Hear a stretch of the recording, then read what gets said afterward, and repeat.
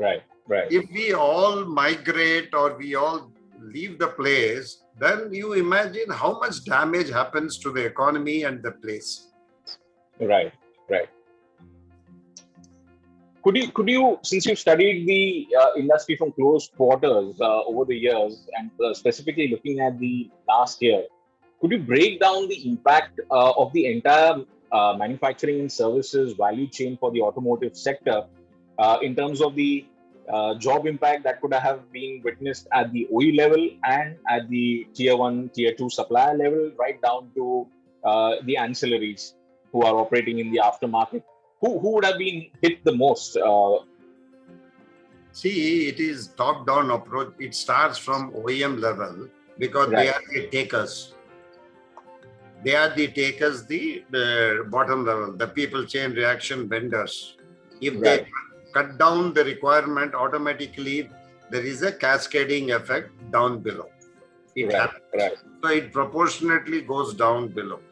So all gets impacted totally, not only the manufacturing, sales segment, dealership, everything gets impacted. It's a total impact in the industry, whether it's a Right. auto or any other industry. You Right. know, because the mother industry doesn't want the requirement, the others are getting into the proportionate impact starts happening. And then Right. it is, and it has impacted all. You cannot say it has not impacted, but we got panic signal was too much.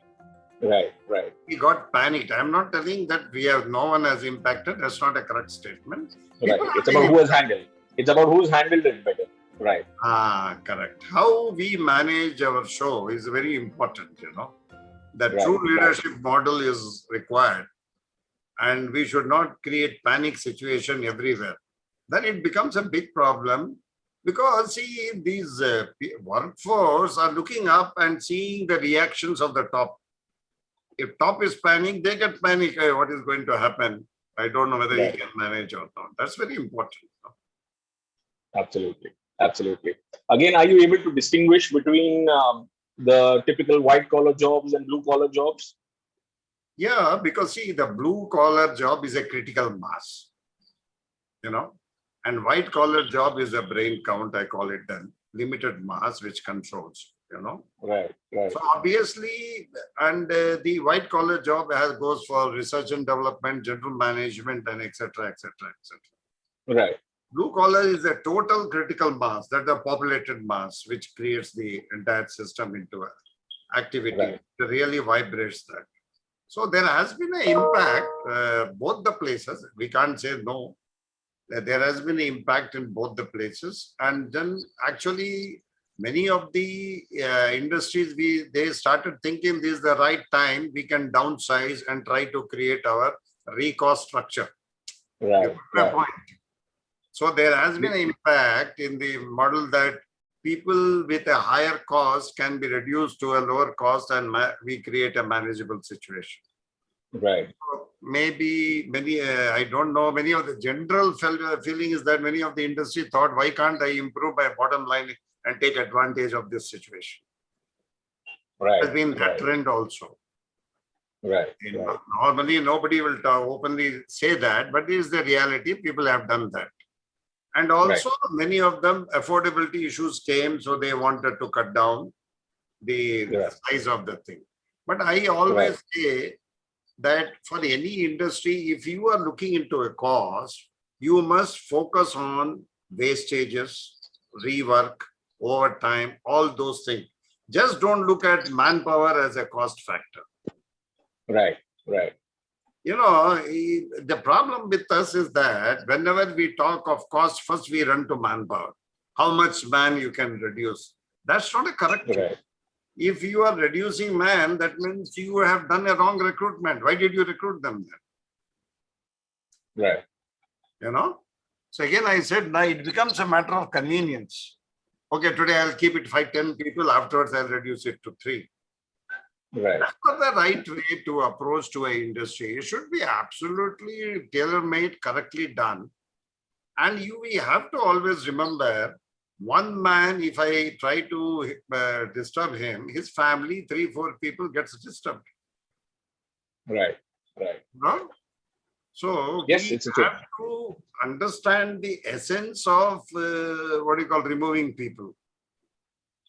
Because I have Right, authority, I can issue a pink slip or I can ask them to leave.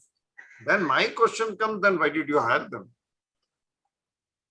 right, All right, slightly rebellious questions, but these are need of the hour. All of us has to think. right, You got my point. And if that right, is taught properly and we realign everything to our requirement by understanding the market and do the correct analysis, then these issues will not crop up. right, right, There will be an impact, but impact to the way that we should not get into total panic signal in the system. right, right. What is your ballpark estimate in terms of the attrition that the industry would have seen, specifically across the manufacturing and services sector, uh, with When the backdrop of for the automotive sector? Yeah, now it yeah. is Over the last financial year, and maybe if you see any green shoots now. average 20% to 23%, it has gone 23 to 23%, 20 to 23% has gone. At some industry it has gone to 30% plus also. Right, 50% plus has been the impact. right. And have there been outliers where particular subsegments would have even had people joining the formal workforce? Yeah, there are. See, here also I told you, like I was explaining to you, a situation created. This is the right time I can hire people when the people are available in the market. Right, right, Got my point? If I can hire people, they are available in the market. So there has been the movement, lateral movements has happened. And right, still happening today also during the COVID time. It's not that every day interviews are moving. Everyday requirements are there. In my company also, that we have a wing which takes care of the talent hand. We have enough orders now. People are asking right. for people because they are getting ready, and also maybe that they try to want to get rid of some people who are unproductive. So they want to Sure. replace to the replace model also. So Okay, there are okay. this cycle is going on. Right, Nothing right, has stopped. But right, only thing, it is happening in its own speed now. right, right. For the people who are back into the talent pool, as you said, many people are back in the talent pool looking out for opportunities. Then again, there are companies who are trying to restructure their organization, maybe increase their productivity by replacing the non-productive human capital that they perceive to be. Uh, how do you think the industry is particularly focused on skill sets? What are the skill sets in demand now for people who are back in the talent pool? See, today in the sector of the auto, two-wheeler, four-wheeler, now the EV has become the most sought after. Okay, Right, electric vehicle and electrical side is a sought after. right. Previously, in the olden days, we used to say mechanical is more demanded. Now, It's a electrical complete 360 completely shift. digressed from electrical, and electronics is in great demand. Right, Mechatronics is right, in great demand. So that kind of sector shift is happening because globally, because of the whatever environmental issue and other issues, we are looking for the cost of the petrol, diesel going on. Electrical has become an in thing. So right, all are now seriously working on those lines. So they are in a great demand. Number one priority, they are in demand at present. Research and development, R&D people are in a great demand because each one is trying to set up their centers to do the new product development initiatives. Yes, a lot of COEs coming up. Yes. Yeah. Many are coming up. We are also setting up for few. So Okay. it's coming up. So Right. these are all the great demand. Now the problem is, again, if you reanalyze, there are three strata of the engineers. If you take B's, their level of potential or competence, even in Right. freshers, because of the classification of the colleges, universities, the product come out. Right. So initially in olden days, we used to say IITs, we used to talk. Now there are others also which are coming up. So Right. there is a 25% of them are the cream class. The second and third class are coming into the general class. They are all fitting up anywhere. So the BEs Right. are available anywhere and everywhere nowadays. At times they are not getting a job, Right. Right. also happening in the market very badly. So they are ready Right. to come for contract job also. So Right. it's all the demand and supply chain issues happening in the market. So Right. every level is having some requirement pan India. It depends how we try to able to engage them. Right. How much of it is being driven by automation and digitization? EV is one part, but a lot of industries are talking about automation, industrial IoT, Industry 4.0. How are the companies gearing up to this, and are they actively hiring for progressing in this direction? See, manufacturing 4.0 or the AI, everything is there, but we are not really still matured to take everything in place. Right. Our infrastructure, our maturity model, our system is still getting ready for this. We use this nowadays, the new word called new norm, Yes, new normal, yes. So these are all there everywhere. You can say every industry, 25% of the activity they have started in these zones. But they are still don't know. I am doing it. There is an investment. I will try to set up what is going to be the future. But they know this is the future. So now everybody has started very seriously working on it, because they know after some time the conventional thing will go away slowly. It will take its time. So everyone has started getting into it.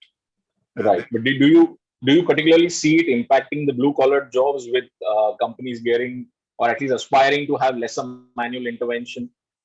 Is that a direct correlation that one can make at this stage, or it's still early days? You see, it depends upon industry to industry. Right. There are many industries, or majority of industries still is people driven, white or blue collar driven. But that's why I said the lower level is a blue collar driven, where you have to assemble, you cannot do electronically all those things. Automation.